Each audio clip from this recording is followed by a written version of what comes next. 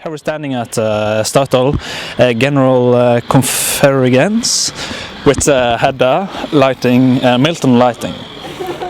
She's from Canada, and you, Hedda, what do you think about Statoil's engagement in Canada?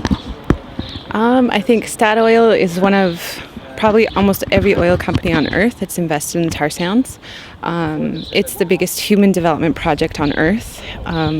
We're exploiting every kind of resource imaginable in order to develop this oil and gas. And the companies have said to us that it's the best practice as far as technology, but we have no viable proof. We don't have the research to back it up. And the research that we do have is discredited by the Canadian government.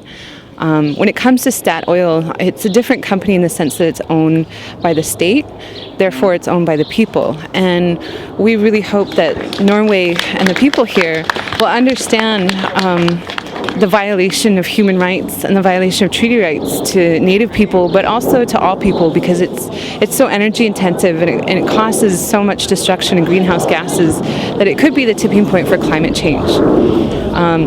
So it is a global issue because everyone and their dog is involved, including investment and banking and so on, in the tar sands extraction. And what we're seeing at the community level is the animals are changing their patterns of migration.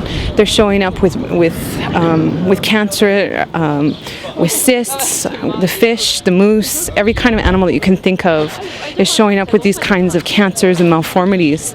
And our people eat them, they ingest them. A lot of them still live sustainably. So we're ingesting this as well. The water systems and the water monitoring that's happening isn't up to standard. It's not monitoring cancer-causing agents like PAHs. So our people are getting rates of cancer at a higher level than anyone else.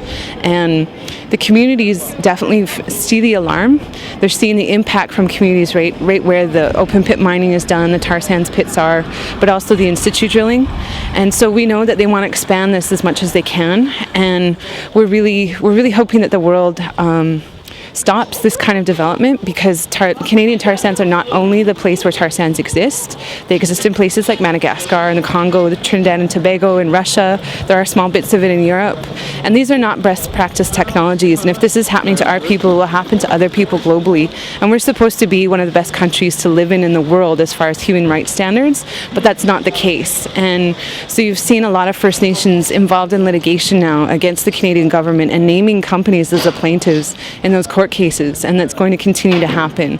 We're seeing communities doing things like direct action, trying to stop the pipelines, trying to stop the companies from coming in because they have no choice. And I guess the final piece to that is that people are trying to protect themselves from extinction, because if we don't have our land, we don't have our way of life, and our treaties were supposed to protect us. So people are fighting just to survive, essentially against this kind of huge development. So that's kind of it in a nutshell. But we hope that Statoil will set a precedence and pull out of tar sands and set an example for the rest of the oil companies in the world. Cool? Thank you. I hope that was short enough. Very good.